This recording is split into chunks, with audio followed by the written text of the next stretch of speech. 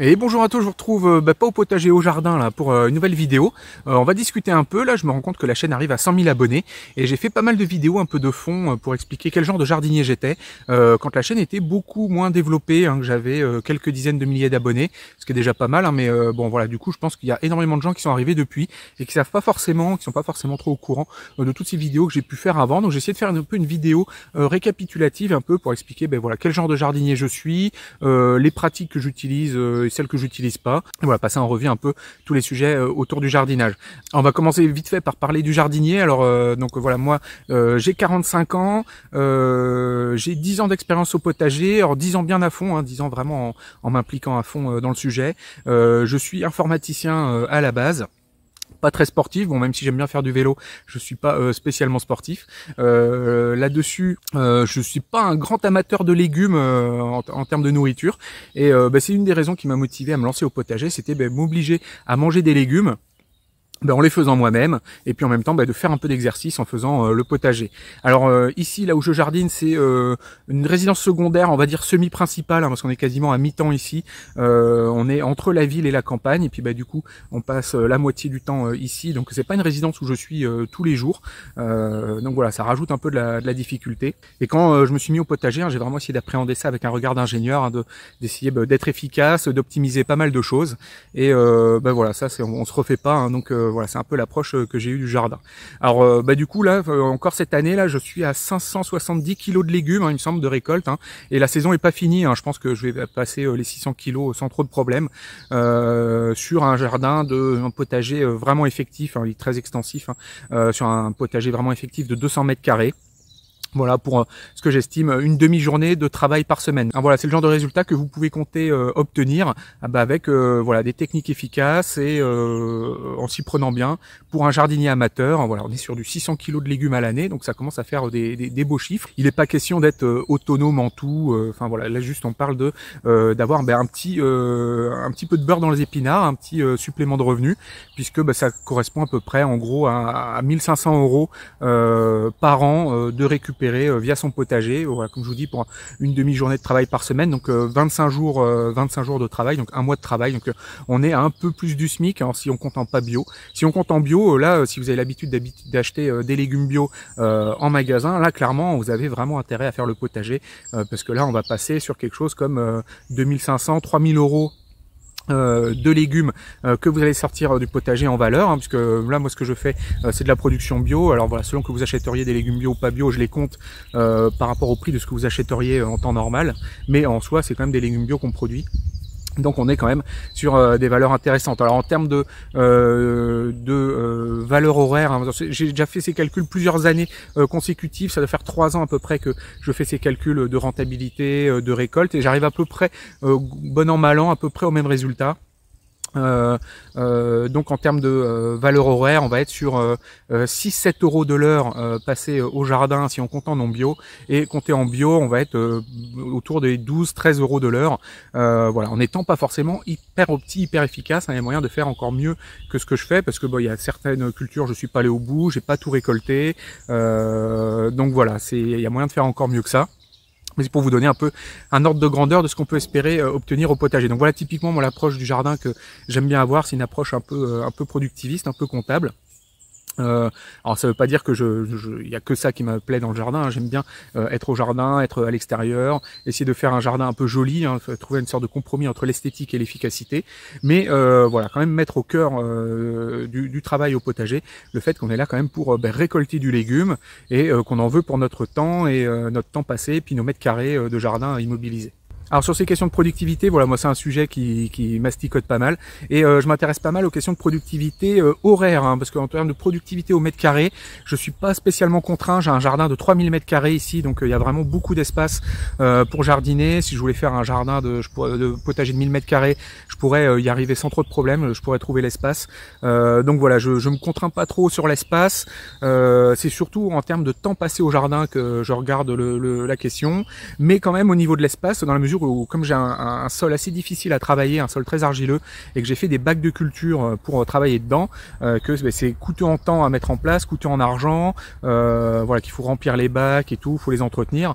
Donc j'essaie quand même d'optimiser quand même la surface de ces bacs pour pas m'embêter à avoir fait tout ce travail et entretenir ces zones de culture pour perdre de l'espace et du coup également des récoltes.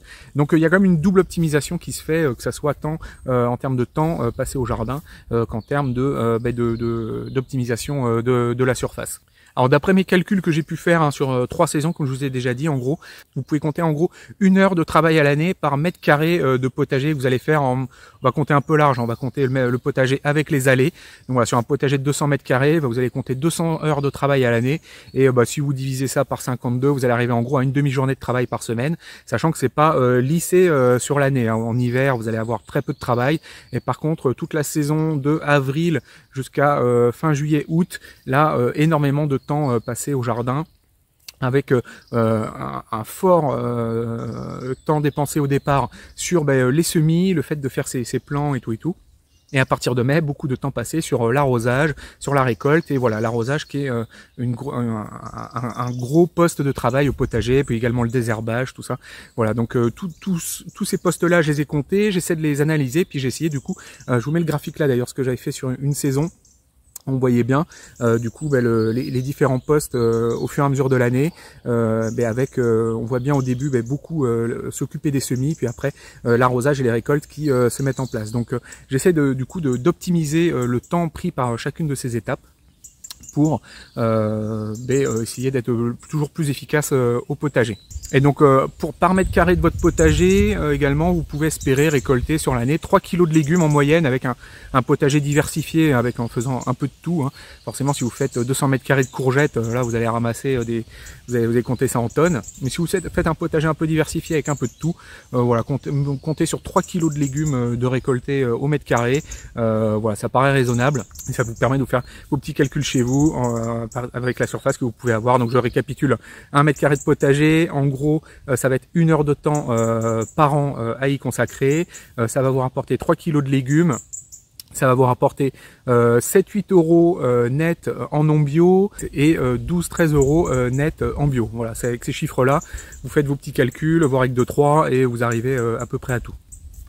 Donc voilà, une approche qui m'intéresse pas mal du coup à la productivité et forcément en essayant d'améliorer ça, j'ai également une approche où j'hésite pas à réfléchir en termes d'investissement au potager, d'amortissement, de calculer que ça vaut peut-être le coup d'investir 100 euros dans un matériel qui va me faire économiser 1 heure par mois pendant 3 mois par an et qui va durer 10 ans. Enfin voilà, on peut faire des calculs d'amortissement, estimer du coup est-ce qu'un matériel vaut le coup ou pas en fonction de ce qu'on va mettre dedans, puis du temps qui va nous faire économiser, de la productivité qui va nous rapporter en plus. Voilà, je fais pas partie des gens qui essaient vraiment de faire en sorte que le potager ne coûte rien du tout. Voilà, ça c'est pas déconnant de mettre des sous dans le potager si on s'y retrouve derrière en termes d'efficacité. Et que on peut amortir un objet sur 1, 10, 20 ans, voilà. On n'est pas obligé de forcément compter que l'objet il faut qu'il soit rentable la première année. Voilà, j'ai un peu une approche comme on pourra avoir en entreprise, dans un métier. Typiquement, moi c'est un exemple que j'aime bien donner. On n'a pas de menuisier qui se vante de faire de la menuiserie avec une scie rouillée qu'il aurait scotché sur un vieux manche à balai pour expliquer que lui il fait de la menuiserie et que ça lui coûte rien et que du coup c'est un bon menuisier. En aura un bon ouvrier, assez bons outils, et je pense que dans le jardinage c'est pareil, il n'y a pas de raison de vouloir travailler avec l'équivalent en jardinage de vieilles scies rouillées scotchées sur des manches à balai. Voilà, on s'achète une belle scie efficace pour faire du bon travail. Alors il ne s'agit pas de se suréquiper non plus, il faut acheter les bonnes choses dont on a besoin, de bons niveaux de gamme et tout. Donc voilà, ça c'est un peu le sujet également des choses, de la manière dont j'essaie d'appréhender le jardin. Mais voilà, faut pas hésiter à mon avis à savoir investir dans son jardin. Alors une fois qu'on est sûr qu'on va s'y lancer, parce que si c'est juste une tocade et qu'au bout de un an et demi on abandonne tout et puis qu'on s'est retrouvé à s'acheter plein d'équipements et puis qu'on sait pas quoi en faire, là c'est un peu du gaspillage. Mais si on est sûr de son coup et on est à peu près sûr qu'on va se lancer dans le jardinage de manière sérieuse, à mon avis ça vaut le coup d'investir au départ sur les bons outils.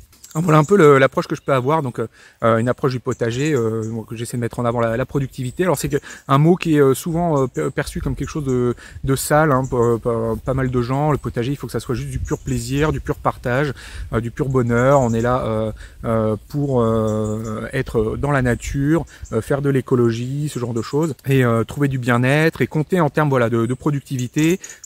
Souvent dans les commentaires, je vais avoir des commentaires qui m'expliquent que c'est pas bien d'avoir cette approche-là et tout, mais je suis pas du tout d'accord avec ça. On peut combiner du coup les approches, avoir une approche bien-être, plaisir, esthétique également, essayer de faire des choses jolies au jardin, sans pour autant sacrifier l'efficacité. Voilà, on peut trouver un compromis. Voilà, après c'est à chacun de placer le curseur un peu comme il veut, hein, dans ce compromis entre esthétique et efficacité. Mais je pense que voilà, on peut très bien arriver à combiner les différents aspects.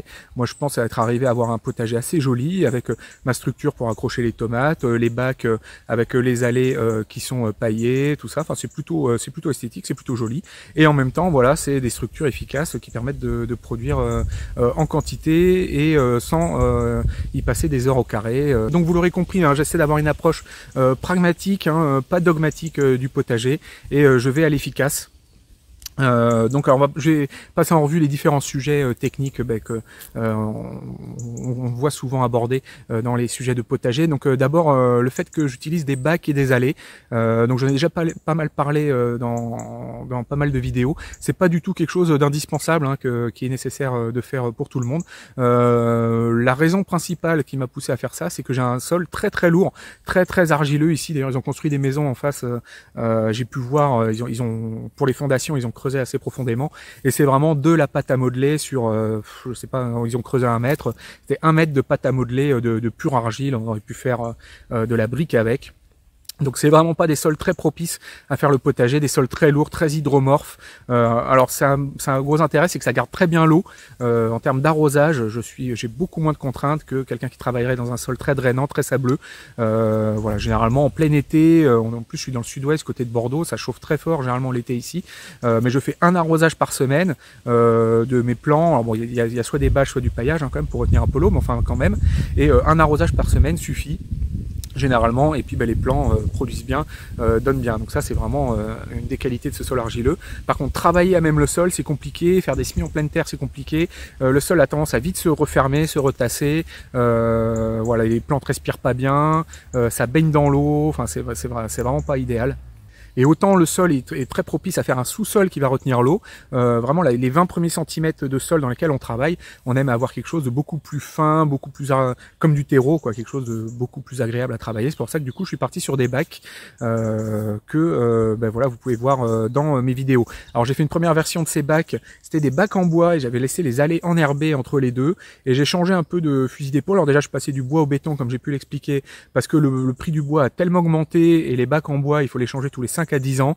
Donc entre le temps passé à faire les bacs plus le prix dépensé dans les bacs, si on part sur une installation pérenne, faire du dur, ça vaut plus le coup en termes financiers, puis on y passe du temps une fois, et après voilà, on n'a plus à le refaire. Alors comme je vous l'ai montré également, les bacs ils sont pas scellés, hein, donc les bacs en béton, j'ai juste posé sur des petits plots les différentes bordures, hein, des bordures P1N. Alors pour ceux qui me demanderaient, c'est les bordures P1N que j'ai trouvé ça au Leclerc Matériaux, c'était 7 € la bordure. C'est une question qui revient tout le temps, donc voilà, j'en profite pour le dire là, c'est pas un placement, hein, j'avais fait le tour de tous les différents magasins de bricolage, ce que j'avais trouvé de mieux.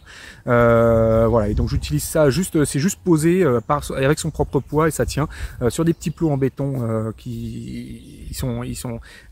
je pose un petit plot en béton et je mets deux côtés de chaque bordure dessus, de sorte que les aligner puis que ça tienne à peu près bien. Et voilà, c'est pour l'instant c'est là où j'en suis sur la manière de faire des bacs. Je trouve que c'est un bon compromis. Alors, par contre c'est vraiment un vrai investissement en argent, en temps à fabriquer. Alors, moi je voulais faire 8 bacs, j'en suis encore qu'à 5, hein. Ça me prend 2-3 jours à chaque fois de faire un bac, hein, parce que voilà, il faut préparer le sol, il faut tout niveler, il faut déplacer les bordures ça pèse un âne mort, hein, un coup à se faire une sciatique et tout, faire attention. Donc voilà, c'est quand même pas des choses anodines. Si vous avez un sol qui se prête bien à jardiner directement à même le sol, hein, il n'y a aucune nécessité de partir sur ce genre de choses que j'ai pu faire avec les bacs, hein. C'est pas quelque chose d'obligatoire, c'est vraiment lié à la nature du sol très lourde, très argileuse, qui se prête bien justement à ce genre de jardinage en bac, mais c'est pas forcément pour tout le monde. Et donc pour les allées entre les bacs, hein, je suis parti sur le fait de mettre une bâche, un géotextile très costaud que je cache avec du broyat dessus. Donc ça c'est purement des considérations esthétiques. Ben voilà, l'idée c'est d'avoir quelque chose qui ne s'enherbe pas, hein, parce que lutter contre l'enherbement au potager, c'est vraiment une des choses les plus chronophages qui soit, et surtout ben voilà, l'enherbement des allées finit par regagner dans les bacs, à se répandre de nouveau. Donc voilà, à chaque fois je passais mon temps à me battre contre les allées qui recolonisaient les bacs. Donc là l'idée vraiment c'est de garder un potager propre pour ne plus avoir ces problèmes là. Donc si vous n'avez pas de bac, hein, vous pouvez aussi très bien cultiver à même le sol.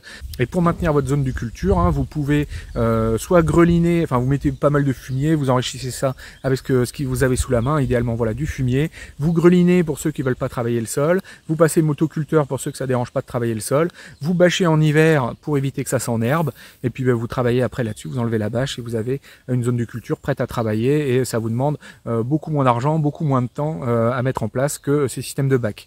Donc c'est pas du tout là pour le coup, on n'est pas sur quelque chose à généraliser forcément, ça dépendra des conditions de chacun, et c'est pas forcément du tout optimal de faire des bacs. Si vous avez un bon sol, ça sera bien plus efficace de faire comme je vous l'ai dit précédemment. Donc on a évoqué le sujet, hein, donc je vous ai dit que je mets des bâches dans les allées pour empêcher l'enherbement. Voilà, j'utilise également des bâches pour sur les zones de culture même. Alors soit des bâches que j'ai trouées, des grandes zones de culture bâchées que j'ai pu trouver, où je mets les plants dans les trous des différentes bâches, ou alors des bâches également que je mets en hiver sur mes planches pour empêcher que y ait des mauvaises herbes qui poussent, puisque sans lumière, les mauvaises herbes vont pas pousser, ou si jamais il y en a qui germent, elles vont mourir rapidement parce qu'elles auront pas de lumière. Donc voilà, c'est un bon moyen de garder votre sol propre, hein, c'est d'utiliser des bâches. C'est beaucoup de travail, la lutte contre l'enherbement du potager, c'est vraiment quelque chose de très chronophage et qui peut vite décourager les gens qui se lancent dans le jardinage, hein, qui finissent par avoir l'impression d'être Sisyphe, à toujours être en train de devoir revenir sur les endroits puis les désherber et tout. Donc si vous n'êtes pas quelqu'un qui a une rigueur extrême et qui passe régulièrement toutes les semaines, toutes les 2 semaines avec sa binette partout dans son jardin pour le désherber, ou alors si vraiment vous avez un grand potager et que vous voulez pouvoir le maintenir propre, je pense que la bâche c'est vraiment un incontournable. Alors je suis d'accord qu'esthétiquement c'est pas génial, écologiquement forcément il y en a qui voient beaucoup de problèmes aussi, même si voilà le plastique que ça contient correspond pas énormément de pétrole par rapport à un plein de voitures qu'on pourrait faire, mais bon voilà, c'est sûr que quand on jardine, il y a beaucoup de gens qui veulent un endroit vraiment exempt de tout signe de pollution, de plastique, ce genre de choses, mais je pense que si vous partez sur ces logiques là, ça va vous demander beaucoup de temps à maintenir, à tenir l'enherbement. Donc dans les choses que je regarde, hein, pour ce que j'essaie d'appliquer au jardin, moi je m'inspire beaucoup des maraîchers, parce que les maraîchers c'est vraiment ceux qui vivent de la production de légumes et qui peuvent pas se permettre de niaiser, comme ils diraient au Québec. D'ailleurs je profite pour saluer les 6 abonnés de Potager Coach qui sont positionnés sur la carte du côté de Montréal et du Québec. Voilà, un petit coucou en passant. Voilà, ils sont obligés d'aller à l'efficace, et les maraîchers, pour leur très grande majorité, utilisent des bâches pour couvrir le sol et justement se faciliter ce problème de l'enherbement. Voilà, et comme moi justement, voilà, j'essaie d'aller à l'efficace. J'hésite pas à utiliser voilà, les techniques que pourraient utiliser les maraîchers. Alors, il y a un maraîcher en particulier qui m'intéresse, qui s'appelle Jean-Martin Fortier, qui m'a beaucoup inspiré, lui fait du maraîchage sur petite surface, il est sur 1 hectare, et il fait du maraîchage pour 2,5 emplois à temps plein sur l'année, sur 1 hectare. Et c'est très intéressant ce qu'il explique. Il essaie de faire quelque chose de très peu mécanisé, très optimisé, avec des cultures très resserrées, pour avoir une très belle productivité au mètre carré, à l'heure passée, et avoir un système rentable. Et c'est quelque chose qui peut se rapprocher très bien de ce qu'on pourrait faire dans un potager, voire un grand potager. Et j'arrive à des chiffres à peu près similaires aux siens, mais voilà, il faut rapporter ça à la surface du potager, hein, parce que moi j'ai que 200 mètres carrés, quand lui il travaille 10 000 mètres carrés. Mais voilà, j'arrive à des choses qui sont dans l'ordre de grandeur, donc c'est pas du tout déconnant, hein, ce qu'il peut expliquer. Et je pense que c'est des bonnes techniques, hein, de structurer son potager dans des zones Ah, ça c'est ce que permettent les bacs pour le coup. Si on jardine à plat, les zones ne seront pas forcément bien matérialisées, mais on peut se les représenter de manière logique dans la tête. Mais de diviser son potager en zones qui ont exactement la même taille, des zones normalisées, rectangulaires, sur lesquelles on va pouvoir, donc des planches en fait on appelle ça, sur lesquelles on va pouvoir déplacer les équipements d'une année à l'autre. Donc tout équipement qu'on va se fabriquer, on va pouvoir le déplacer d'une zone à l'autre, parce qu'on n'aura pas fait des zones en rond, des mandalas un peu farfelus, tout ça, que des choses avec des formes bizarres, des triangles, des ellipses, un rectangle qui va faire 1 mètre, un autre qui va faire 4 mètres, où on va rien pouvoir concevoir en termes d'équipement, il n'y a rien qui va aller sur rien, et on va pas pouvoir faire de rotation, tout ça, donc ça va être compliqué. Donc voilà, moi c'est également une approche que j'essaie d'avoir, c'est quelque chose de pragmatique avec vraiment des zones de culture normalisées, et quand je me fabrique un outil au jardin, comme par exemple la rampe d'arrosage que j'ai pu faire, ou je me fais des bâches pour couvrir mes bacs, ils peuvent se déplacer d'un bac à l'autre, mes filets, mes grillages anti-oiseaux que je pose sur les cultures, et comme mes bacs ils font tous 1 mètre de large, je pose mes filets, mes grillages sur le bordure des bacs, et je peux me les mettre à n'importe quel endroit du potager, il n'y a pas de souci. Voilà, donc je vous invite à essayer d'avoir une approche normalisée de votre potager pour pouvoir facilement faire tourner tous les équipements, tout ça, ça sera beaucoup plus efficace à terme. Alors parmi les questions qui reviennent également souvent, c'est la question des engrais verts. Est-ce que je fais des engrais verts? La réponse est non, je fais pas du tout d'engrais verts. Alors les engrais verts, c'est ces cultures qu'on fait généralement en fin d'année, donc à l'automne, et qui font passer l'hiver. On va faire pousser de la fève, du seigle, de la moutarde, des choses comme ça dans le potager. Alors ça a plusieurs intérêts. Déjà, ça permet de retenir l'azote qui serait dans votre sol, ça évite qu'il coule à la nappe phréatique. Donc là, moi typiquement, c'est quelque chose qui m'intéresse pas spécialement. Comme je vous dis, j'ai un sol très lourd, argileux, donc il n'y a pas tellement de problème là-dessus de lixiviation des éléments. Ils sont très bien retenus par le sol, donc j'ai pas beaucoup de choses à faire de ce côté-là. Alors il y a un côté également texturation du sol par l'engrais vert. Si vous mettez un seigle par exemple, ils sont réputés avoir des systèmes racinaires puissants qui vont vraiment vous casser votre sol et puis le rendre grumeleux et tout. Mais bon, vu que je suis parti sur cette logique de bac, j'en ai pas forcément la nécessité. Il y a également la logique de rapporter de l'azote dans votre sol si vous faites une légumineuse comme de la fève par exemple, ou de la févrole. Voilà, ça va vous rapporter un peu d'azote. Alors je sais que dans grande culture, ils vont parler de 50 unités d'azote à l'hectare sur une légumineuse. Mais là c'est pareil au potager, c'est pas tellement des problématiques qu'on a, on essaie vraiment sur les toutes petites surfaces. Si on a besoin d'azote, on apporte un fumier, on apporte de l'herbe, on apporte un peu d'engrais même. Voilà, c'est beaucoup plus rapide et efficace que de s'enquiquiner à faire un engrais vert. Alors faire un engrais vert c'est quelque chose qui coûte cher. Alors j'ai le voisin qui vient de lancer la tondeuse, j'espère que ça va pas tout flinguer la vidéo. Voilà, ça fait partie des choses avec lesquelles il faut composer. Voilà, il y a les voisins, ils ont des machines, les gens ont le droit de vivre. Donc voilà, j'espère que à l'image ça va aller, que ça va pas faire trop de bruit. Donc voilà, les engrais verts, moi je pense que ça demande beaucoup de temps à mettre en place. C'est toute une culture à gérer et qui va pas produire de récolte. Ça coûte de l'argent parce que voilà, il faut investir dans les graines de fèves et tout. Et généralement c'est une culture qu'on n'amène pas jusqu'au bout, puisque on va pas arriver jusqu'à la récolte de graines, donc on est obligé d'acheter les graines et c'est pas forcément donné. Voilà, et pour moi c'est vraiment des choses qui s'appliquent en grande culture, dans les grands champs. Ils peuvent pas s'amuser dans des grands champs à épandre du fumier sur des très très grandes surfaces dans les quantités nécessaires pour avoir la fertilité. Ils dépensent très cher en azote dans leur culture, donc ils aiment bien faire des sipans, ils appellent ça des cultures intermédiaires pièges à nitrate qui leur permettent de récupérer l'azote. En plus il y a les directives de l'eau pour empêcher justement la pollution des nappes phréatiques au nitrate et tout, donc il y a aussi des obligations réglementaires et tout. Donc voilà, pour moi vraiment l'engrais vert c'est vraiment une logique de grande culture. C'est très intéressant en agriculture de conservation des sols, c'est un sujet qui m'intéresse beaucoup, j'en vous en ai parlé d'ailleurs dans la vidéo sur le glyphosate, on va en parler un peu après sur la question du bio. Mais voilà, c'est des sujets pour moi qui ne s'appliquent pas au potager, Voilà, c'est des sujets de plein champ et il faut savoir faire la part des choses entre le potager et le plein champ. Je trouve que c'est un des problèmes qu'ont les gens souvent, c'est qu'ils confondent 100 mètres carrés et 100 000 mètres carrés. On cultive pas 100 hectares comme on cultive 100 mètres carrés. Voilà, les techniques sont pas les mêmes. Ce que va faire un agriculteur sur 100 hectares, ça aura absolument rien à voir avec ce que vous allez pouvoir faire sur 100 mètres carrés. Alors vous pouvez faire pousser les mêmes plantes, mais vous n'allez pas du tout vous y prendre de la même manière. Et voilà, pour moi l'engrais vert c'est vraiment c'est beaucoup de jus cramé, beaucoup de temps perdu sur quelque chose qui n'est pas forcément indispensable. Surtout qu'en plus votre engrais vert il va pas forcément très bien marcher partout, donc vous allez avoir une partie qui va se salir comme on dit, donc ça va se réenherber. Il va falloir gérer l'enherbement derrière, il va falloir enlever votre engrais vert après pour pouvoir cultiver dedans. Et honnêtement c'est beaucoup plus rapide d'aller gérer votre petite surface avec un fumier, un coup de motoculteur pour ceux qui travaillent le sol, et puis d'apporter votre fertilité vous-même sans passer par ces contraintes-là. Donc voilà, moi l'engrais vert, après voilà, chacun jardine comme il l'entend, chacun fait comme il veut, il n'y a pas de souci avec ça, mais moi c'est pas quelque chose que je pratique. Alors le sujet suivant dans les techniques de jardinage, ça va être le sujet du paillage. Alors voilà, sur le paillage, moi j'ai une approche assez séparés selon qu'on va partir sur des plants qu'on arrive au jardin avec des plants qu'on aura développés en godet, en alvéole et qu'on les amène au jardin généralement au sein de glace et qu'on les met en place au sein de glace, ou alors que ce soit des cultures qu'on sème directement en pleine terre, généralement plus des petites graines, des radis, des navets, des carottes, des choses comme ça.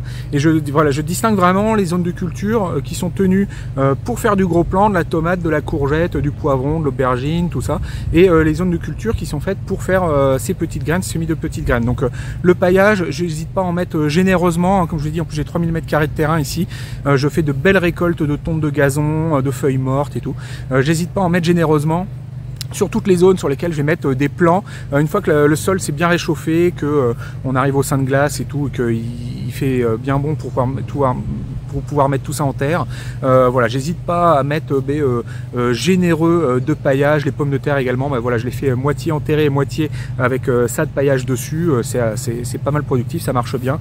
Voilà, toutes ces cultures là, j'hésite pas à y aller généreusement avec le paillage. Par contre, voilà, tout ce qui va être semis en pleine terre, les carottes, les radis, tout ça, là clairement je fais de la culture sur sol nu, parce que vraiment le paillage, je trouve que ça pose trop de problèmes. En plus de ça, moi j'ai pas mal de merles au jardin qui vont venir toujours farfouiller dans le paillage, en mettre partout, et typiquement sur les semis de petites graines comme ça, ils vont finir par m'enterrer mes semis. Voilà, c'est vraiment pas, c'est pas génial. Donc vraiment je distingue ces deux types de cultures là et je cultive ça de manière très différente selon que je pars sur des plants que j'aurais développés dans ma serre.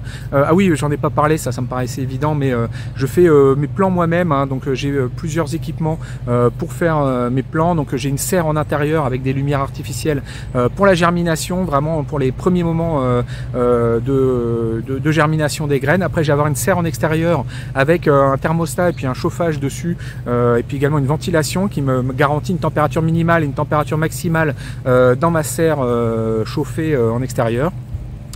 Faite en polycarbonate, au saturbois avec du polycarbonate autour et tout. Donc voilà, c'est des choses que j'ai faites moi-même, j'ai bricolé. Donc ça, c'est pareil, et ça c'est un investissement, ça va être rentabilisé sur la durée.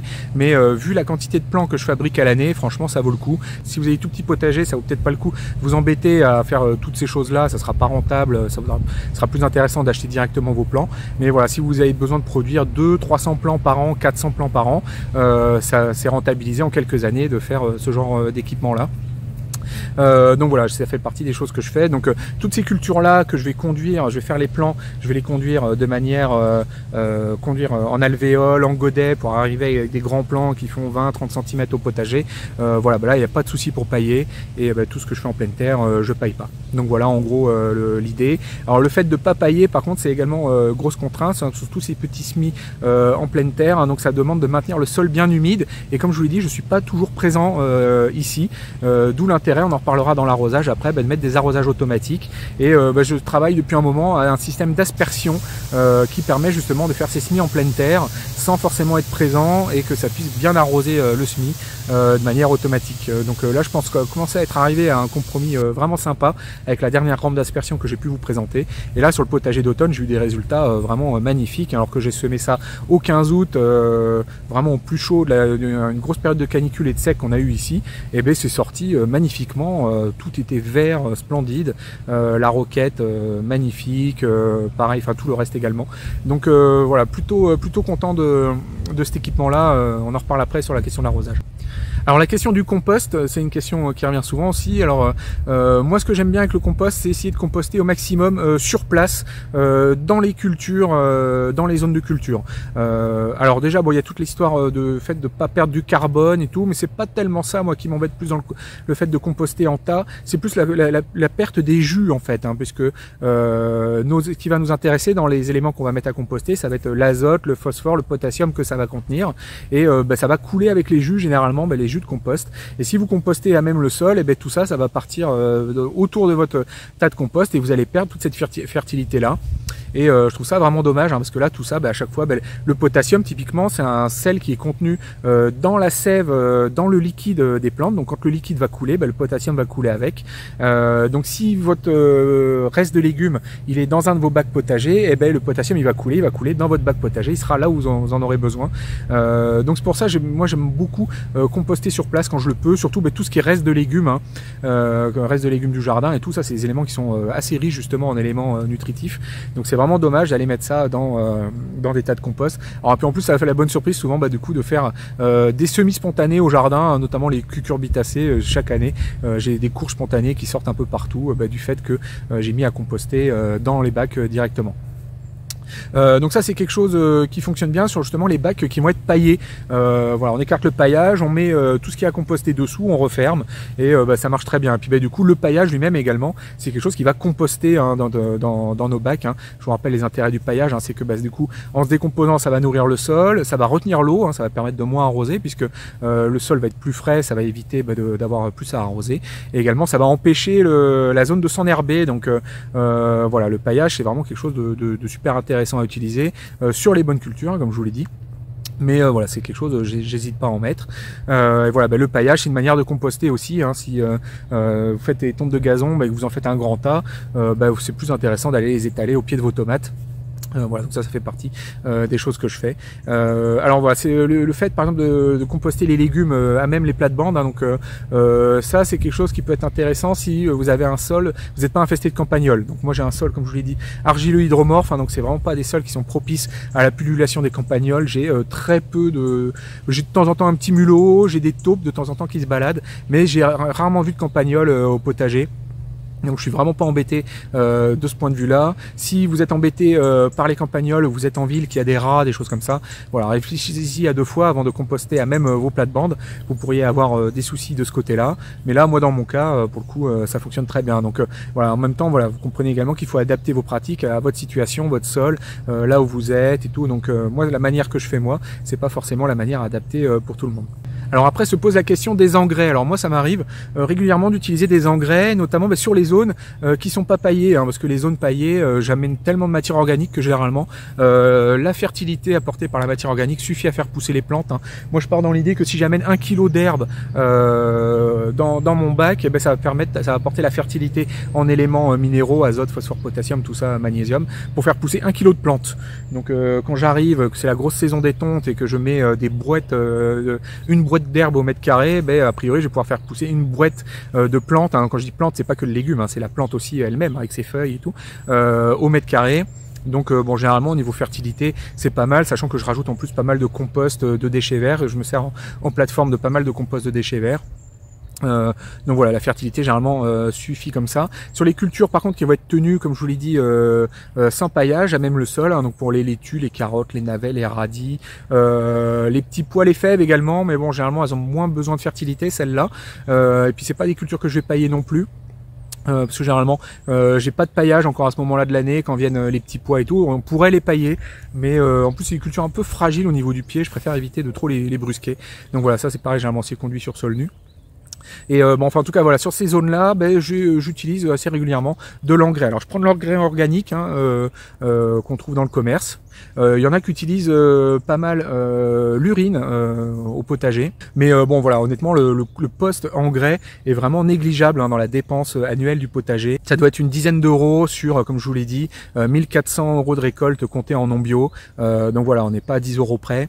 Il faut savoir se focaliser sur les choses pertinentes et puis lâcher la bride sur les choses qui ne le sont pas. Donc voilà, le poste de dépense de l'engrais est clairement pas un poste de dépense conséquent, et faire voilà, de gratter de 20 centimes sur la dépense d'engrais, pour moi ça me paraît pas se concentrer sur les choses pertinentes. Donc voilà, je mets un petit peu d'engrais sur les quelques cultures dont je vous ai parlé, mais globalement j'en utilise assez peu. Alors je prends de l'engrais organique bio pour pouvoir dire que je suis en bio, hein, parce que concrètement les pratiques que je fais, je produis du légume bio, à ceci près que j'utilise pas des graines bio. Normalement pour être en bio il faut utiliser des graines bio, alors moi j'utilise pas des graines bio, mais à part ça tout le reste, je n'utilise que des choses autorisées en bio, que ce soit les terreaux, les engrais, les pesticides. Alors j'utilise un pesticide qui est le ferramol, l'orthophosphate de fer, qui est un engrais, c'est une molécule très simple, c'est du phosphate accroché à un ion de fer, donc voilà, c'est pas spécialement toxique pour vos jardins. Il s'avère que c'est toxique pour les mollusques, les escargots et les limaces, même si moi je trouve quand même que ça n'a pas un effet si extraordinaire que ça sur la durée. À force de l'utiliser, moi j'ai l'impression que les limaces elles se baladent autour, voilà, ça n'a pas l'air de leur faire plus de mal que ça. Donc je reviens de plus en plus quand même là-dessus. Bon, j'en mets un petit peu, mais voilà, plus tant que ça. Je privilégie plutôt la lutte manuelle contre les limaces et les ravageurs. Donc oui, là je suis en train de diverger là. Donc comme je vous dis, j'utilise des engrais organiques, mais moi j'ai pas spécialement de soucis avec quelqu'un qui ira utiliser des granulés bleus de NPK 10-10-10. Voilà, chacun fait comme il l'entend. Quand on balance de l'engrais dans le jardin, en fait on envoie des molécules minérales assez simples, donc qui vont être minérales et qui vont se dissoudre rapidement, ils vont être immédiatement disponibles pour les plantes, c'est le principe de l'engrais. Et qu'elle soit d'origine organique ou d'origine minérale, c'est quand même les mêmes molécules, et au final c'est le même résultat dans votre sol. Quand vous envoyez de l'urine dans votre sol, c'est de l'urée, ça va se dégrader très rapidement en ion ammonium. Si vous amenez de l'ammonitrate, ça fera à peu près la même chose que si vous, même de l'urée de synthèse, ça fera la même chose que si vous amenez l'urée de votre urine. C'est la même molécule, c'est juste que l'origine sera pas la même.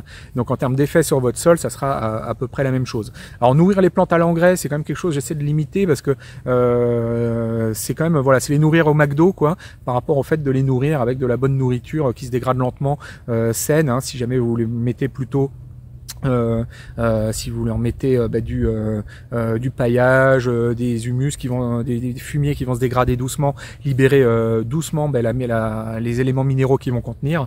Là, quand vous balancez de l'engrais, vous envoyez un shoot de sucre rapide. Donc bon, voilà, c'est efficace, mais c'est pas forcément jardiner que comme ça. C'est pas forcément quelque chose que je conseille. Mais bon, voilà, pareil là encore, chacun fait comme il l'entend. J'ai pas de souci avec d'éventuels jardiniers qui jardineraient comme ça. Mais bon, faut bien comprendre que quand on jardine à l'engrais, même organique, on perfuse sa plante à la molécule minérale, et c'est plus ça à mon avis qui pose problème, typiquement surtout avec les nitrates, qui ont tendance à faire gonfler les plantes, à faire de la turgescence. Le fait d'avoir de l'azote uniquement, du nitrate directement à la racine, ça crée une sorte de déséquilibre, et puis voilà, la plante va se gorger d'eau, et c'est pas forcément la forme d'azote la plus optimale pour vos plantes, même si voilà, c'est efficace. Heureusement que Haber-Bosch a inventé la synthèse des nitrates, parce que c'est ce qui a permis quand même d'avoir 8 milliards d'habitants sur Terre.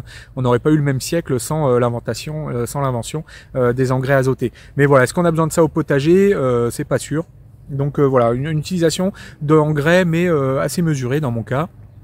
Et puis bon, faut bien avoir conscience que même quand on utilise de l'engrais organique dit bio, en fait c'est quand même des résidus. Généralement c'est fait avec des résidus de betterave, des choses comme ça.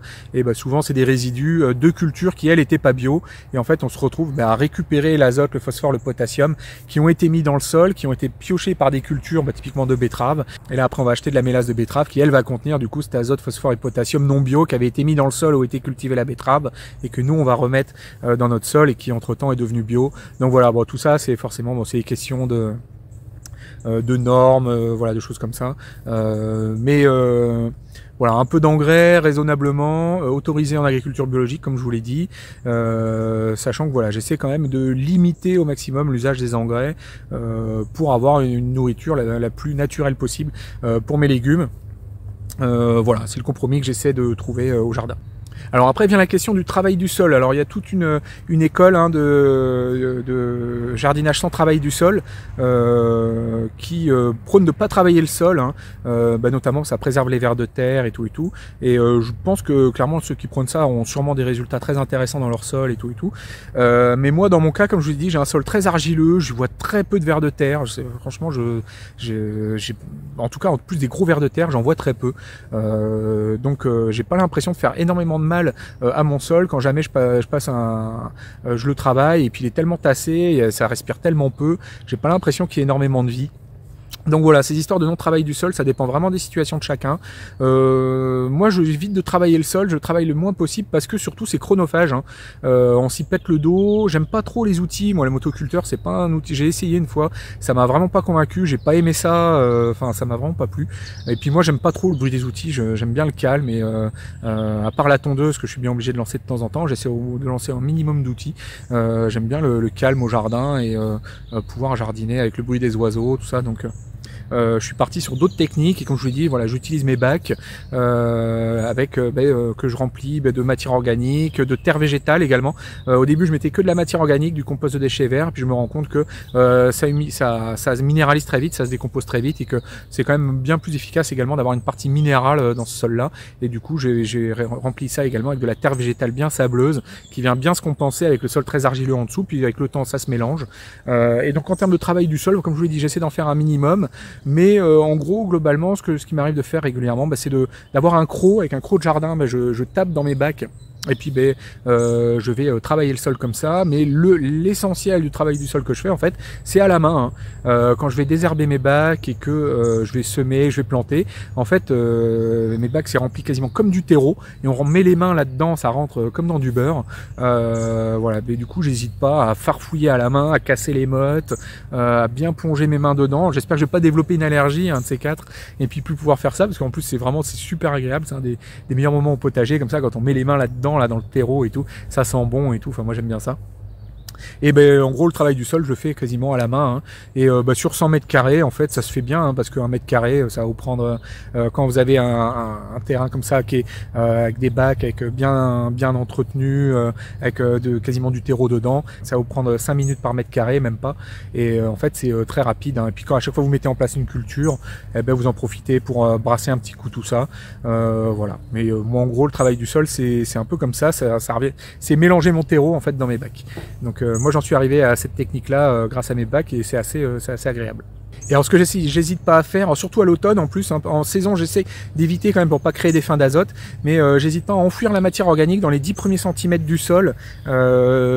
D'expérience que j'ai pu constater, j'ai l'impression que ça compose beaucoup mieux quand c'est un peu mélangé, que juste poser la matière organique sur le sol, de la mélanger dans le sol. J'ai l'impression que ça humifie mieux, ça améliore mieux le sol, ça va mieux créer de l'humus. Et du coup voilà, j'hésite pas à la mélanger dans les 10 premiers centimètres, mais jamais trop profond, hein, toujours rester dans la partie bien oxygénée du sol, hein, pour avoir une décomposition aérobie de la matière organique, hein. Surtout pas partir dans des processus anaérobies. Je pense que je vous ferai une vidéo sur le sujet, expliquer c'est quoi la différence entre une décomposition avec oxygène et sans oxygène. Vous n'allez pas du tout produire les mêmes éléments chimiques. Donc voilà, vraiment partir sur une décomposition aérobie dans les 10 premiers centimètres. Et voilà, j'hésite pas à brasser, et puis surtout à l'automne, comme je vous l'ai dit. En saison, j'ai plutôt tendance à juste poser la matière organique sur le sol pour éviter de créer des fins d'azote dans le sol, là où il y a les cultures. Mais voilà, sur le travail du sol, comme je vous l'ai dit, voilà, je brase dans mon terreau, et puis ça fait bien le travail comme ça. Et surtout, comme il faut désherber, quand on désherbe en fait systématiquement, on travaille le sol en fait, puisque les chiens dents ils vont aller s'enraciner en profondeur dans l'argile qui est sous les bacs, et donc pour les sortir on se retrouve à brasser tout le bac et tout. Donc voilà, globalement travail du sol vraiment spécifique à mon système de bac, c'est pas forcément quelque chose de généralisable. Si vous travaillez à même le sol, vous n'allez pas faire ça à la main en brassant dedans. Alors après vient la question de l'eau, hein. Pour l'arrosage, moi j'arrose à l'eau. Alors il y a, on a de l'eau qui vient d'un forage. Donc voilà, cette eau-là, je l'utilise sans trop de problème, sachant que le terrain étant un peu en pente et le forage étant un peu en aval de la pente, toute l'eau qui va partir dans le terrain et puis qui éventuellement ruissellerait reviendrait plus ou moins à l'endroit où elle est forée. Donc globalement, j'ai l'impression que ça boucle, et l'eau que je pourrais mettre au jardin, elle n'est pas spécialement perdue. Voilà, donc c'est de l'eau que je récupère de là d'où elle vient, enfin qui retourne de là d'où elle vient, donc voilà, là-dessus j'ai pas trop de soucis. L'an dernier ce truc là était en panne, donc j'ai arrosé à l'eau du robinet, et là comme moi je suis branché sur fosse septique, je suis pas au tout à l'égout, on a un prix de l'eau qui est relativement faible, hein, on est à 1,40 € du mètre cube, je crois 1,20 € du mètre cube, et j'ai calculé l'an dernier que ça m'avait coûté 35 € pour avoir à peu près 25 mètres cubes au potager. Voilà, 35 € sur la saison, comme je vous l'ai dit, rapporté à 1400 € de légumes. Donc là pareil, hein, c'est encore un coût négligeable par rapport à par rapport au potager. Donc la question d'eau c'est compliqué, j'ai fait une vidéo sur le sujet. La récupération d'eau ça peut être intéressant, mais voilà, ça dépend vraiment de la situation de chacun. Et puis il faut pas négliger le coût de la récupération. Vous voyez là les cuves là que je vais installer, sont pas encore montées là, mais je vais les monter j'espère cet hiver, j'espère trouver le temps. Je voudrais faire ça bien avec une dalle et tout, enfin je veux pas juste les poser comme ça, voilà, ça a quand même un coût, c'est pas quelque chose qui est ultra pérenne dans le temps. Ce que j'expliquais, typiquement une cuve comme ça vaut 150 €, c'est du métal, c'est du plastique, ça va durer 30 ans, je peux peut-être pouvoir l'espérer remplir 2-3 fois par an pendant 30 ans, donc en gros chaque cuve va permettre de récupérer 90 mètres cubes, une centaine de mètres cubes en gros, pour 150 €, ça fait 1,50 € le mètre cube, donc voilà, on n'est pas moins cher que l'eau du robinet comme je vous l'ai expliqué, et en même temps voilà, c'est pas dit que d'un point de vue écologique ça soit plus intéressant, parce que tous les matériaux qui ont été nécessaires, plus l'acheminement et tout, par rapport à des structures collectives, des réseaux qui de toute façon existent, hein, ce qui coûte cher c'est la mise en place des réseaux, mais une fois qu'ils existent, le fait de les utiliser ou pas les utiliser, ils coûtent quand même la même chose, les réseaux. Donc quand les réseaux sont en place, voilà, est-ce que il vaut mieux partir sur le collectif? J'ai un peu la même approche par exemple sur l'électricité. Je suis pas du tout un grand fan du fait de se débrancher des réseaux électriques et tout. Je pense que faire des structures collectives, de mutualiser, c'est encore la bonne approche. Et donc sur l'eau, voilà, comme je vous l'ai dit l'an dernier, ça m'a coûté 35 € d'arroser un potager de 200 mètres carrés, 25 mètres cubes. Alors je suis pas, j'ai pas l'arrosage extrêmement violent, hein. Comme je vous l'ai dit, j'arrose une fois par semaine. Je vais tendance à mettre 5-10 litres par pied une fois par semaine. Et bon, je pourrais, si je mettais plus, je pense que je récolterais un peu plus. Mais bon, voilà, comme je vous l'ai dit, j'arrive déjà à 600 kg de légumes sur l'année, donc je suis plutôt content du résultat pour une consommation à peu près de 25 mètres cubes par an sur les 200 mètres carrés, donc en gros 1 mètre cube pour 10 mètres carrés en gros je vais utiliser. Sachant qu'on a quand même pas mal de pluie également, on a des belles pluies souvent également dans le sud-ouest, et voilà, je suis à peu près dans ces eaux-là sur l'eau. Souvent on me parle des zoyas, j'en vois aussi beaucoup parler sur internet, je suis pas du tout convaincu par les zoyas. Alors les zoyas c'est des sortes d'outres là en argile qu'on enterre dans son sol, et puis on remplit de l'eau, puis comme c'est poreux, l'eau sort de l'oya, puis va se mettre dans le sol, et puis les plantes qui sont à l'extérieur de l'oya vont venir se mettre leurs racines autour, et puis elles vont boire l'eau tranquillement, doucement, qui va couler de l'oya. Alors ça fonctionne, hein, je pense que ça fonctionne, mais je suis pas du tout convaincu déjà, parce que pour le prix de l'objet, un gros zoya qui va vous permettre d'arroser un peu moins d'1 mètre carré, ça va vous coûter quasiment 40-50 €. C'est vraiment, moi je trouve ça hors de prix, hein. Pour 40 €, moi je vous fais tout l'arrosage automatique de ma bâche de plus de 20 mètres carrés avec mes 80 pieds de tomates.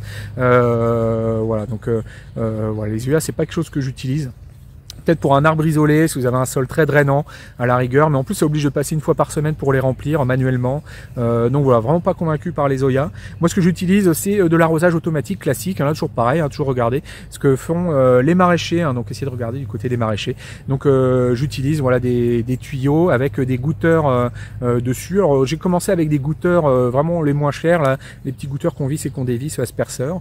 Là je commence à m'orienter vers du goutteur autorégulant, on maîtrise encore mieux la quantité d'eau qu'on met par plan en fonction du temps d'arrosage, hein. C'est vraiment des goutteurs qui garantissent un débit, quelle que soit la pression, enfin sur une gamme de pression d'eau généralement entre un demi-bar et 3 bars et demi, ça vous garantit que vous allez avoir 2 litres, 4 litres, 8 litres par heure par goutteur. Et voilà, ça je trouve ça pas mal intéressant, je vais m'orienter là-dessus. Je vous avais fait une vidéo pour comparer plusieurs goûteurs, là il y en avait 2 qui sortaient pas mal du lot, c'était les Rainbird et les Netafim. Et il faudra que j'essaye également, c'est les tuyaux micro-poreux, alors c'est quelque chose, on m'en avait pas mal parlé. Et tout ça voilà, c'est des matériels qu'utilisent massivement les maraîchers. Moi j'ai jamais vu un maraîcher faire du maraîchage avec des zoyas. Voilà, les maraîchers, ils mettent des arrosages automatiques. Et alors également, chose que j'essaie de travailler dans les arrosages automatiques, c'est les rampes d'aspersion, comme je vous en ai parlé précédemment, notamment pour tous les petits semis qui demandent, généralement souvent les petits semis qu'on va faire en pleine terre vont nécessiter que le sol reste humide tout le long de la culture. Enfin tout le long de la culture, tout le long du semis jusqu'à la levée, et puis un petit peu après la levée. Donc voilà, je trouve que C'est vraiment super efficace ce genre de remplage, je suis assez content de mon bricolage. Il y aurait peut-être moyen encore d'améliorer ça, j'ai mis les goûteurs directement dans le tuyau de 16. Il y aurait moyen je pense de les suspendre sur un tuyau de 4 qui pend au tuyau de 16. J'ai vu ça dans la dernière vidéo d'André Abrahami. Là il fait des vidéos, il va toutes les semaines dans un centre, une école de maraîchage et tout, ça c'est intéressant, on voit justement. Je vous invite de regarder vraiment ce que font les maraîchers, je pense que c'est pour être à bonne école de ce qu'on peut y trouver vraiment des choses intéressantes pour le potager. Et ben là ils ont un peu le même genre de logique de tuyaux en hauteur, juste les asperceurs, du coup ils sont suspendus dans des tuyaux de 4. Enfin voilà, on en reparlera, mais voilà, essayez d'aller chercher cette technique là, et puis le tout branché sur des programmateurs automatiques, pas avoir à vous embêter. Une fois que vous avez mis en place vos arrosages automatiques, et vous branchez ça sur des programmateurs automatiques avec plusieurs voies, et puis en fonction de l'heure, vous allez avoir telle voie qui va se déclencher, telle autre. Vous pouvez dire une voie, cette voie là elle va se déclencher pour les tomates, elle va se déclencher tous les matins à 4 heures pendant 10 minutes, celle-là elle va se déclencher tous les 3 jours pendant 1 heure à tel moment. Enfin voilà, la rampe d'aspersion automatique pour les petits semis, elle va se déclencher toutes les 6 heures pendant 5 minutes. Voilà, vous pouvez vraiment jouer comme ça, et puis vous n'avez plus rien à faire. Une fois que vous avez mis en place votre système, ça arrose tout seul, et vous n'avez plus qu'à récolter. Donc voilà, c'est des choses vers lesquelles je m'oriente, parce que j'avais pu faire les calculs. Le temps passé à l'arrosage, c'est vraiment un temps très conséquent au potager, et donc essayez d'optimiser ça, d'automatiser ça. C'est vraiment quelque chose de super intéressant à aller chercher, et c'est pas forcément hors de prix. Donc voilà, c'est des investissements qui valent le coup, et sur lesquels je travaille pas mal. Donc voilà, comme vous l'avez compris, une approche assez pragmatique du potager. J'en viens après aux questions d'écologie. Il y a beaucoup de gens qui mettent beaucoup d'écologie dans le potager.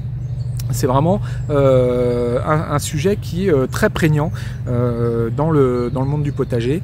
Moi j'ai une approche assez pareil là encore, égale sur le potager. J'essaie d'avoir la même approche d'écologie au potager que je peux avoir dans le reste de ma vie. Il y a beaucoup de gens qui prennent le potager comme un endroit pour faire pénitence du reste de leur vie.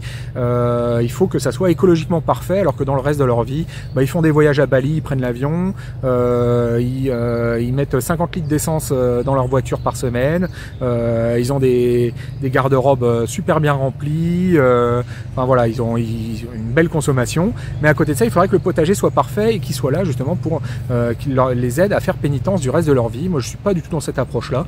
Le potager il est au même niveau que le reste de ma vie, et donc dans la vie moi je fais le plein du Sandero, je mets de l'essence dedans, voilà, j'ai ma vie de consommateur comme tout un chacun, et j'essaie d'avoir ce même équilibre au potager. Et le potager dans ma tête est pas là pour m'absoudre de mes péchés écologiques dans le reste de ma vie. Donc j'ai pas du tout le problème à mettre du plastique au jardin, voilà, des bâches si c'est utile, investir dans un peu d'engrais, genre de choses. Voilà, pour moi le potager dans mon esprit, il est pas là pour me dédouaner du reste de ma vie, pour faire pénitence, et surtout c'est vraiment juste quelque chose pour se tromper son esprit de penser comme ça, parce que en fait in fine on a quand même la vie qu'on a, et c'est pas le fait de faire quelques légumes au jardin qui va compenser le fait que vous mettiez 50 litres d'essence dans votre voiture. C'est pas du tout du même ordre de grandeur.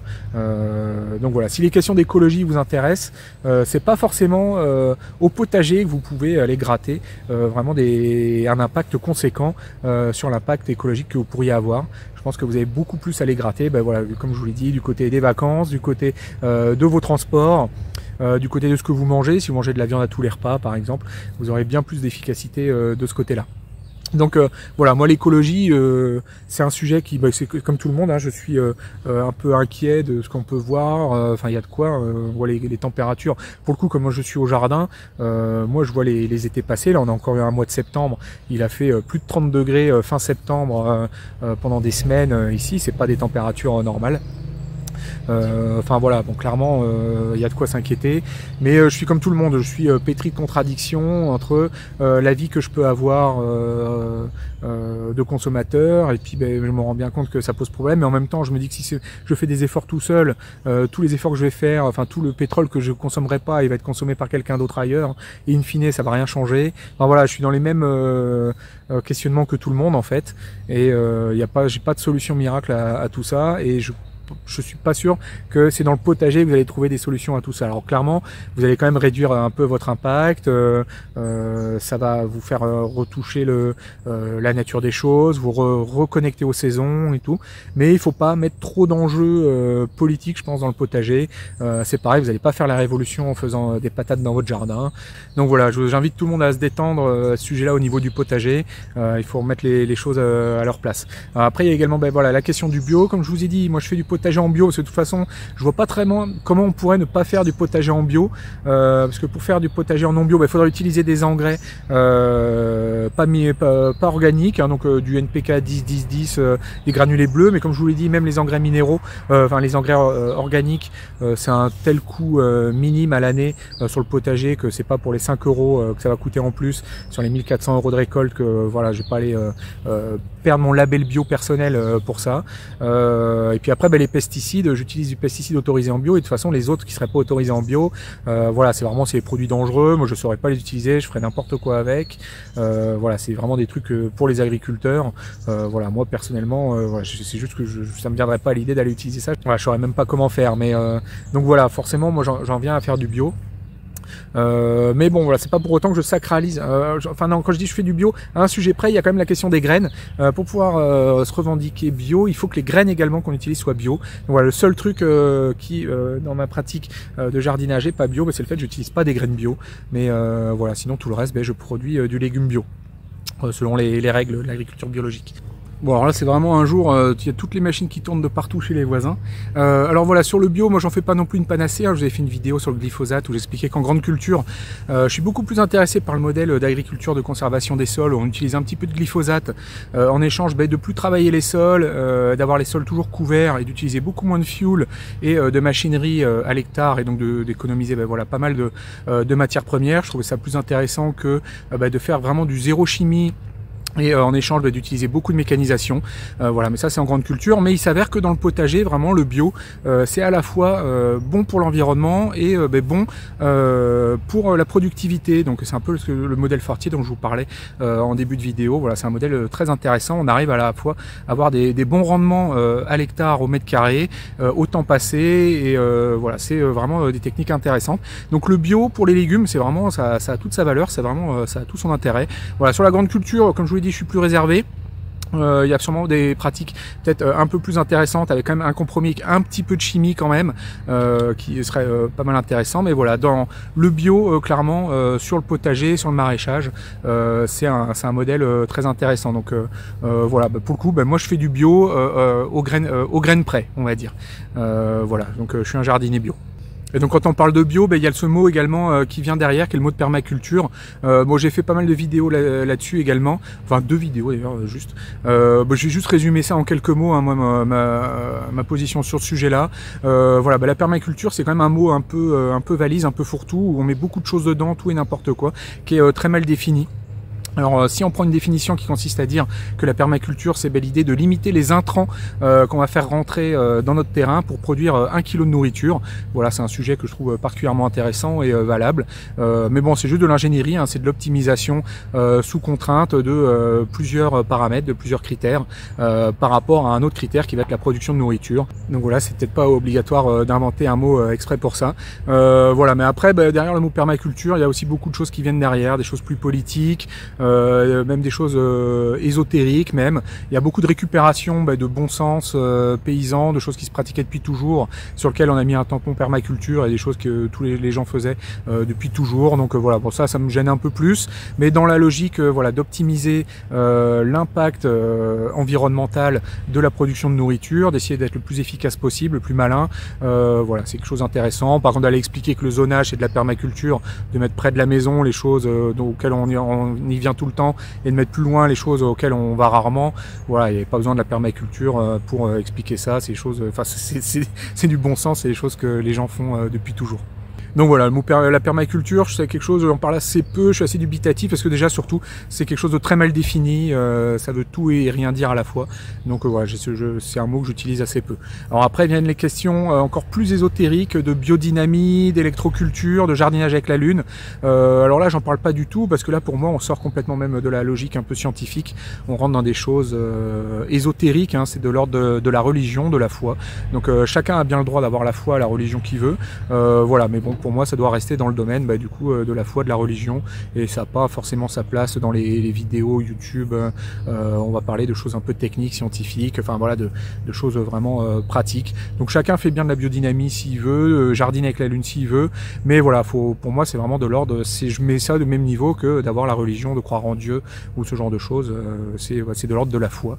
Voilà, chacun fait bien ce qu'il veut à ce sujet-là, même si moi du coup je pratique pas du tout ces choses-là. Je pense que c'est pas mal de perte de temps, de productivité, d'efficacité justement à appliquer des choses qui sont de l'ordre de l'ésotérique et qui n'ont pas forcément de réalité, de réalité réelle, on va dire.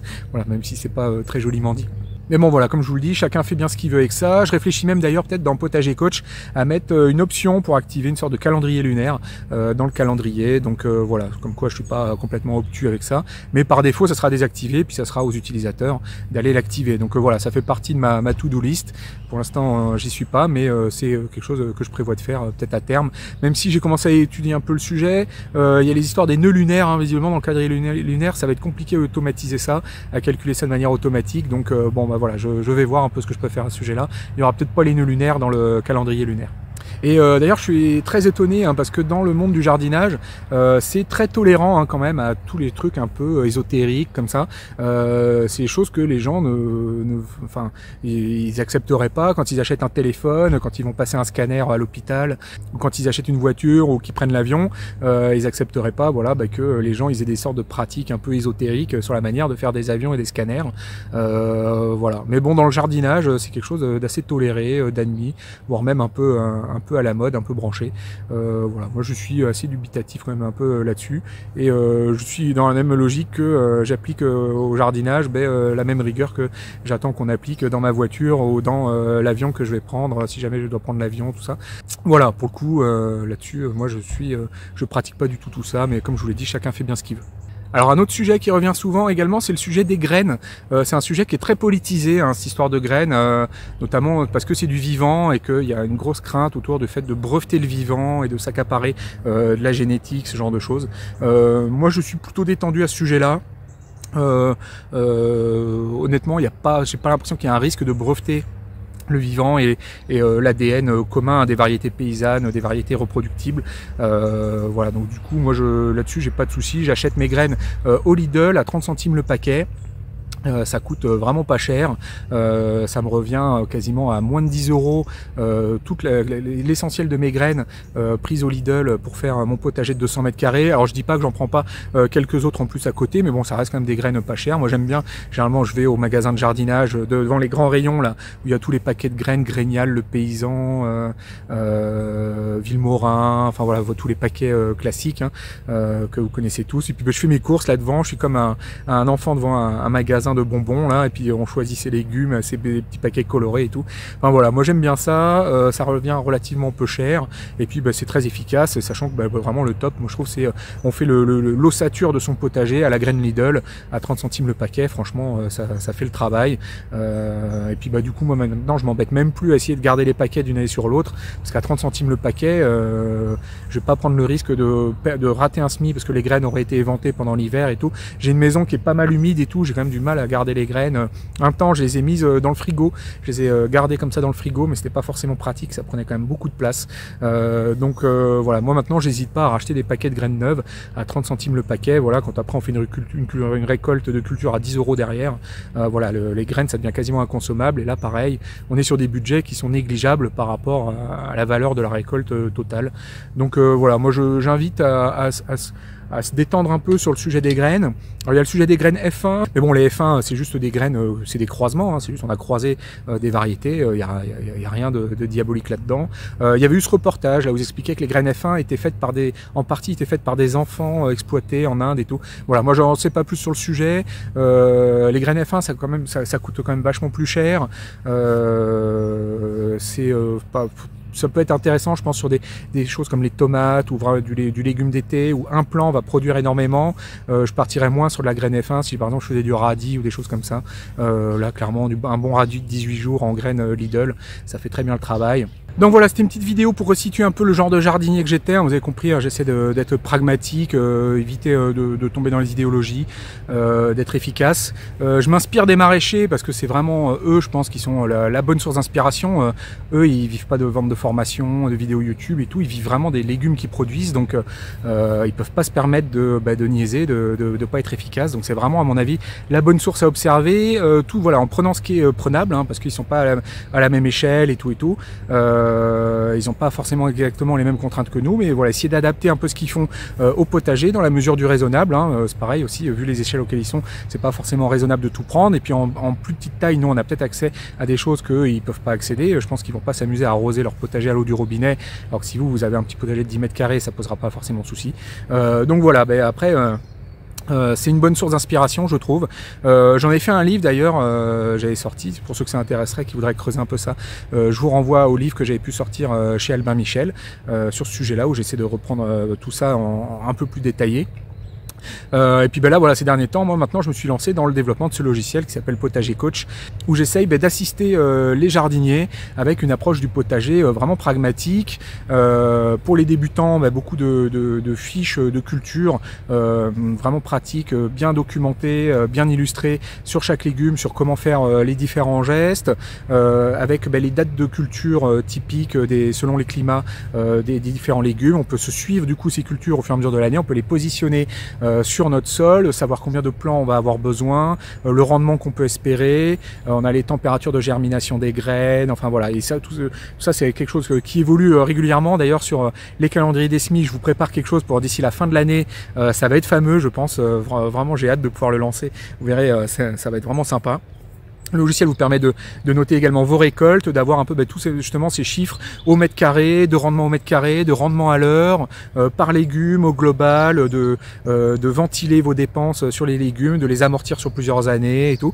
Enfin, c'est presque semi-professionnel comme logiciel, peut-être qu'à terme d'ailleurs ça va devenir professionnel, je vais voir. Mais bon, l'idée c'est vraiment de réunir le monde des petits maraîchers, enfin maraîchers un peu justement à la Fortier, comme vous expliquez au modèle Fortier, du micro-maraîchage, avec le monde des potagers, et de faire un peu la jonction de tout ça dans ce logiciel, et avec du coup également une approche un peu fun. Là je viens de déployer une version où on peut maintenant customiser le plan de son jardin, appliquer des textures sur les zones, donc mettre des tuiles sur les toits, appliquer des textures d'herbe sur l'herbe, on peut mettre des bordures à ces zones, comme pour les bacs par exemple, je peux concrétiser les bordures, on peut dessiner plein d'arbres avec un design un peu Final Fantasy et tout, un truc un peu sympa. Donc voilà, ça travaille dur, hein. Maintenant le gros de mon travail c'est ce logiciel, hein. YouTube ça devient presque une activité annexe. Et voilà, je vous invite à aller voir, hein, si le sujet vous intéresse, hein, si vous voulez vous former au potager, si vous êtes confirmé, que vous voulez vous décharger de la charge mentale du potager, parce que voilà, ça c'est quelque chose aussi, on n'en a pas parlé, mais la charge mentale du potager c'est quand même quelque chose de fameux, hein. Quand on fait du maraîchage diversifié, que ça soit à petite échelle, à grande échelle, ou que ça soit dans un potager, c'est quand même la même charge mentale, hein, parce qu'il faut gérer les mêmes légumes, même si on en fait moins, du coup il faut quand même s'organiser tout ça, se planifier, faire son assolement et tout. Donc voilà, si le sujet vous intéresse, n'hésitez pas à aller faire un tour, hein, sur Potager Coach, peut-être que ça peut être pour vous comme logiciel. Puis voilà, moi comme je vous l'explique, hein, maintenant c'est le gros de mon activité, hein. YouTube ça devient presque une activité complètement accessoire à côté. Voilà, le gros de mon travail maintenant c'est vraiment de développer ce logiciel, et je vais essayer vraiment d'en faire une référence, quelque chose de dingue, voilà. Et puis ça évolue sans cesse, ça arrête pas de s'améliorer. Hop là, ça se bagarre dans les arbres. Donc voilà, c'était une petite vidéo pour vous présenter ma manière de voir le jardinage. Je rappelle bien que chacun fait bien comme il veut dans son jardin. J'ai pas de souci avec ça. Vous n'êtes pas obligé d'être d'accord avec ce que j'ai exposé là, avec ma manière de voir les choses. Il n'y a pas de souci avec ça. J'oblige personne à être d'accord avec moi. Donc voilà, il y a plein d'autres chaînes et tout. On peut aussi en discuter cordialement en commentaire. Il y a zéro souci avec tout ça. Pour ceux que ça a intéressé, qui aiment bien ça, n'hésitez pas à mettre un petit pouce pour dire que la vidéo vous a plu, à vous abonner également si vous ne l'êtes pas encore. Pour avoir les prochaines vidéos. Et puis je vous rappelle, du coup, Potager Coach, n'hésitez pas à aller faire un tour, peut-être que ça peut vous intéresser comme logiciel, allez jeter un œil, il y a une page d'accueil là qui vous présente un peu tout ce que ça fait, même si c'est pas à jour, parce que j'ai tellement rajouté de trucs ces derniers temps qu'il va falloir que je remette également la page d'accueil à jour. Voilà, écoutez, il ne me reste plus du coup qu'à vous dire à bientôt pour une prochaine vidéo, à bientôt.